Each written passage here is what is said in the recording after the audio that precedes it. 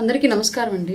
గత 3 రోజులుగా రాష్ట్ర వ్యాప్తంగా కొన్ని సంఘటనలు జరుగుతూ ఉన్నాయి. దాన్ని అటు తిప్పి ఇటు తిప్పి అయినా సరే జనసేనకి పవన్ కళ్యాణ్ గారికి రుద్దేటువంటి ప్రయత్నాల్లో భాగంగా వైసీపీ అనుకూల కుల సంఘాల నాయకులు వివిధ ప్రయత్నాలు చేస్తూ ఉన్నటువంటి విషయం మనందరం చూస్తూనే ఉన్నాము.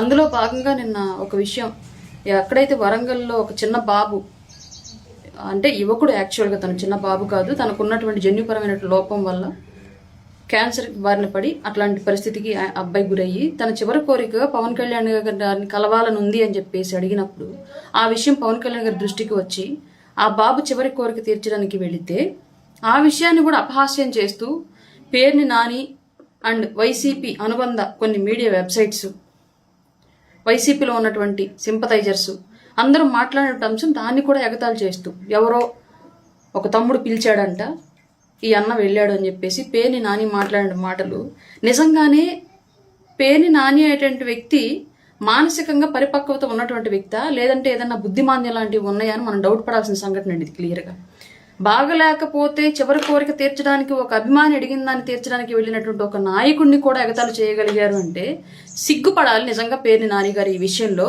ఇతన్ని నాయకుడిగా పెట్టినందుకు, ఇతన్ని గెలిపించినందుకు, అతనికి ఓట్లు వేసినటువంటి ప్రతి ఒక్కళ్ళు కూడా మీరు వేసినటువంటి ఓటు ఎట్లాంటి వ్యక్తికి వేశారో గతంలో ఇప్పుడు ఒకసారి మళ్ళీ సరి చూసుకోవాల్సిన అవసరం వచ్చింది 100%.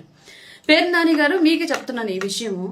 పవన్ కళ్యాణ్ గారికి తెలిసింది ఇదేనండి బాబు, బాగలేని వాళ్ళు పిలిస్తే వెళ్ళి చూసి రావడం, వాళ్ళ ఆఖరి కోరికలు తీర్చడం, టెర్రరిస్ట్ అటాక్లో చనిపోయినటువంటి మధుసూదన్ గారు లాంటి వాళ్ళ కుటుంబ సభ్యులను పరామర్శించడం, దేశ భద్రత కోసం పోరాడి ప్రాణాలు వదిలినటువంటి మురళీ నాయక్ గారు లాంటి కుటుంబాలను పరామర్శించడం, అప్పుల బాధతో మీ ప్రభుత్వం టైంలో ఆత్మహత్యలు చేసుకున్నటువంటి రైతుల కుటుంబాలను పరామర్శించడం, చనిపోతే తన చావు 10 మందికి ఉపయోగపడాలి, బ్రతుకునివ్వాలని చెప్పేసి అవయవ దానం చేసినటువంటి ఏలూరు ఒక పార్టీ అభిమాని ఇంటికి వెళ్ళి రావడం, ఇలాంటివే పవన్ కళ్యాణ్ గారికి తెలిసండి. అదేంటో మరి మీలాగా గంజాయి అమ్ముతూ కొట్లాడి పట్టుబడి తన్నులు తిన్న వాళ్ళ కుటుంబాలను పరామర్శించడానికో, లేదంటే బెట్టింగ్లో డబ్బులు పెట్టి పోగొట్టుకుని ఆత్మహత్యలు చేసుకుంటే వాళ్ళకి విగ్రహాలు పెడితే వాళ్ళని పరామర్శించడానికో, మనుషులను చంపి డోర్ డెలివరీలు చేసిన వాళ్ళని పరామర్శించడానికో, ఇట్లాంటి వాళ్ళని పరామర్శించడానికి ఎందుకు పవన్ కళ్యాణ్ గారికి చెప్పినా రాదండి. అవన్నీ మీ జగన్మోహన్ రెడ్డి గారికి మీకే చెల్లుతుంది. పవన్ కళ్యాణ్ గారు చేసే పనులన్నీ ఇలాగే ఉంటాయి.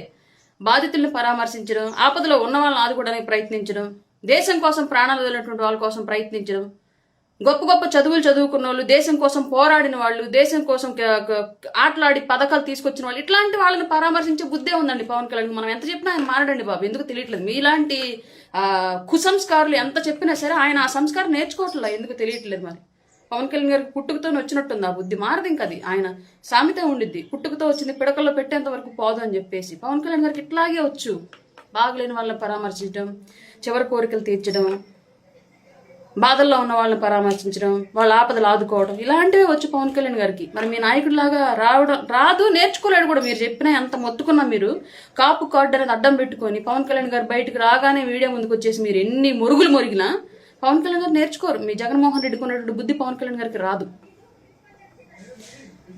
మీరంటే మీ నాయకులు, మీ ఆలోచన తీరు, మీరు పెరిగిన తీరు, మీ సరళి, మీ నాయకుడు పెరిగిన తీరు, ఆయన యొక్క హిస్టరీ, ఆయన బ్రతికిన బ్రతుకు, వాళ్ళ తరాలు, వాళ్ళంతా వాళ్ళు నేర్పిందంతా వేరండి బాబా, అంత సపరేట్ స్టోరీ. ఆ స్టోరీ పవన్ కళ్యాణ్ గారికి రావట్లా, ఎంత చెప్పినా రావట్లా.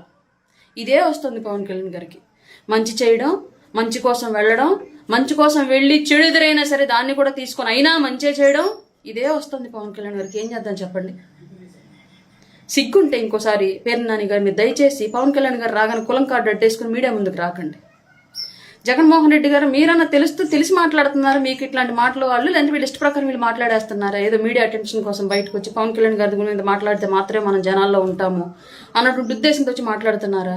ఇది డెఫినెట్గా మీ పార్టీకి మీకు డ్యామేజే. ఒక అభిమానికి బాగలేకపోతే పోయి పరామర్శించినటువంటి విషయాన్ని కూడా వ్యంగ్యంగా మాట్లాడగలిగారంటే ఇట్లాంటి వెధవలకు ఎవరు ఓట్లేరు.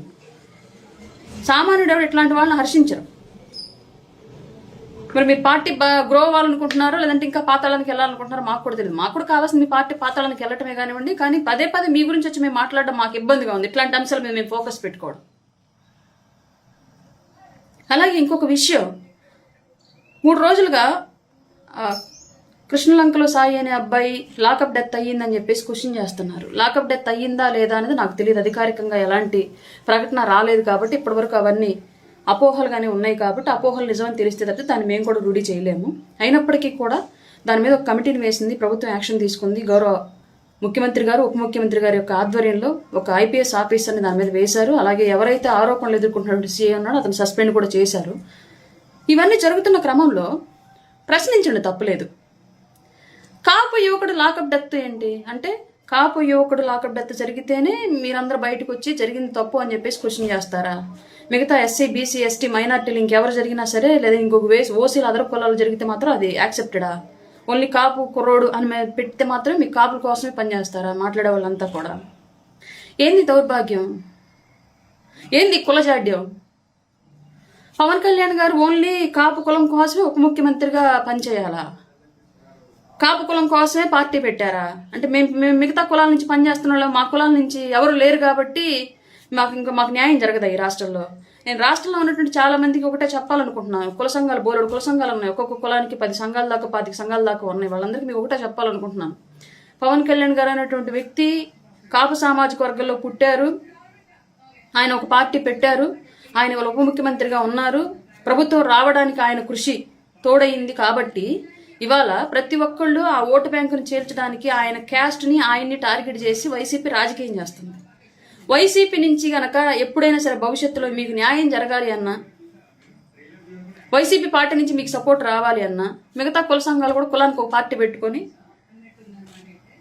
పార్టీ స్థాపించుకోండి. లేదంటే వీళ్ళు ఎవరికి ఎస్సీ, బీసీ, ఎస్టీల కోసం పేరుకే నా ఎస్సీ, నా బీసీ, నా మైనార్టీ అంటాడు తప్ప జగన్మోహన్ రెడ్డి ఎక్కడో కూడా న్యాయం చేయరు. ఎందుకంటే అధికారంలో ఉన్నటువంటి 5 ఏళ్ళు ఎప్పుడూ కూడా కాపులకు న్యాయం చేయాలి జగన్మోహన్ రెడ్డి. బిఫోర్ కూడా ఎప్పుడు కాపులను మీద వేసుకొని తిరగల జగన్మోహన్ రెడ్డి. కానీ పవన్ కళ్యాణ్ గారు కాపులో పుట్టడం మూలంగా ఇవాళ పవన్ కళ్యాణ్ గారి వల్లనే జగన్మోహన్ రెడ్డి ఓడిపోయినటువంటి మూలంగా, పవన్ కళ్యాణ్ గారి వల్లనే ఇవాళ కూటమి అధికారంలోకి రావడం మూలంగా ఇవాళ ప్రతి మాటకి ముందొక కాపు వెనకొక కాపు పెట్టి పవన్ కళ్యాణ్ గారిని రుద్దేటువంటి ప్రయత్నం చేస్తూ ఉన్నారు. కాబట్టి ఇట్లాంటి ప్రయారిటీయే మిగతా వర్గాలకు కూడా రావాలంటే మీరు కూడా పార్టీలు పెట్టేసేయండి. లేదంటే వైసీపీ టైంలో మిగతా వాళ్ళు ఎవరు కూడా వైసీపీ పార్టీ దృష్టిలో, వైసీపీ పార్టీ అధిష్టానం జగన్మోహన్ రెడ్డి దృష్టిలో మిగతా కులాలు ఎవ్వరూ కూడా అసలు గుర్తింపు లేని వాళ్ళు. గుర్తుపెట్టుకోండి ఈ విషయాన్ని. కారణం ఏంటి అంటే పవన్ కళ్యాణ్ గారు మాత్రమే టార్గెట్ కాబట్టి కాపు కులాన్ని మీదేసుకొని నటిస్తున్నట్టుగా చేస్తున్నారు. ఒక వ్యక్తి లాకప్ డెత్ జరిగితే లాకప్ డెత్గా ఖండించండి. అది చట్ట వ్యతిరేకమైనటువంటి చర్యలు తీసుకోమని అడగండి. అది ఏ కులమైనా సరే. కాపు కుర్రోడు పవన్ కళ్యాణ్ ఏం చేస్తున్నాడు? ఏంటి జాడ్యం? పవన్ కళ్యాణ్ కాపుల కోసం పార్టీ పెట్టాడు. మిగతా వాళ్ళు ఎవరు పనిచేయలేదా? పవన్ కళ్యాణ్ గారి కోసం, కూటమి కోసం మిగతా వాళ్ళు ఎవరికి న్యాయం అక్కర్లేదా? ఇంకేదన్నా క్యాస్ట్లో జరిగితేనేమో ఇప్పుడు జగన్మోహన్ రెడ్డి గారి తండ్రి గారేమో మహామేత, మిగతా నాయకులంతా కూడా దేశ నాయకులు, తెలుగు నాయకులు, రాష్ట్ర నాయకులు. పవన్ కళ్యాణ్ గారు మాత్రం కాపుకు నాయకుడా? ఏం చెప్పాలనుకుంటున్నారు మీరు? అన్ని కులాలు ఓట్లు వేస్తేనే గెలిచామన్న విషయం పవన్ కళ్యాణ్ గారికి తెలీదా? లేదంటే జనసేనకు పనిచేసిన కాపులకు తెలీదా? వైసీపీ కండం ఇడి కింద పెట్టుకొని మెడలో మాత్రం కులం కండవ వేసుకుని వచ్చి మాట్లాడితే చెల్లిద్ది అనుకుంటున్నారు అందరూ. ప్రతిదీ ప్రజలు చూస్తున్నారు, గుర్తుపెట్టుకోండి. పవన్ కళ్యాణ్ గారు కులం లేని నాయకుడు, సమస్త కులాలను ఐక్యం చేసి పని చేయగలిగినటువంటి నాయకుడు, వెనకబడ్డ ప్రతి కుటుంబం కోసం పనిచేసేటువంటి నాయకుడు పవన్ కళ్యాణ్ గారు. ఇవాళ మీరు కొత్తగా వచ్చి కులం ముద్ర రుద్దేటువంటి ప్రయత్నం చేస్తే ప్రజలు చూస్తున్నారన్న విషయం గుర్తుపెట్టుకోండి. ఎవరైనా పొరపాటున ఏదైనా దయచేసి ఈ క్యాస్ట్ కార్డు వాటర్లో ఎక్కడన్నా రాంగ్గాను రూడ్గాను మాట్లాడుంటే క్షమించండి. ఎందుకంటే పవన్ కళ్యాణ్ గారికి కులం రుద్దడానికి నేను అసలు తీసుకోలేకపోతున్నాను. ఆయన అన్ని కులాలకు నాయకుడు. అందరం కలిసి పనిచేసాం, అందరం కలిసే పని చేస్తాం ఆయన కోసం. ఆయన నడిచేటువంటి ప్రతి అడుగు అన్ని కులాలకు ఆదరణ. ఈ విషయం మర్చిపోయి కొందరు వైసీపీలో ఉన్నటువంటి కుల నాయకులు వచ్చి ఇష్టారీతిగా మాట్లాడుతూ ఉంటే నిజంగానే హట్టింగ్గా ఉంది. ఆయన మీద కులముద్ర వేయడం తీసుకోలేము, ముమ్మాటికి తీసుకోలేము. ఖచ్చితంగా మళ్ళా కులముద్ర వేసి రుద్దుతూ ఉంటే ఖచ్చితంగా ఆయన్ని ఏమి అనం, ఆ కులాన్ని ఏమి అనం. ఎవరైతే మీడియా ముందుకు వచ్చి ముద్ర రుద్దేటువంటి ప్రయత్నం చేస్తారో వాళ్ళనైతే ఖచ్చితంగా టార్గెట్ చేస్తాం ఇక్కడి నుంచి. మిగతా కులాల నుంచి, ఆ కులం నుంచి చేసినా చేయకపోయినా మిగతా కులాల నుంచి డెఫినెట్గా పవన్ కళ్యాణ్ గారికి కులముద్ర రుద్దాలని చూసే ప్రతి ఒక్కరికి తగిన బుద్ధి అయితే చెప్తాం. ఇదైతే ష్యూర్. జై జనసేన, జై హింద్.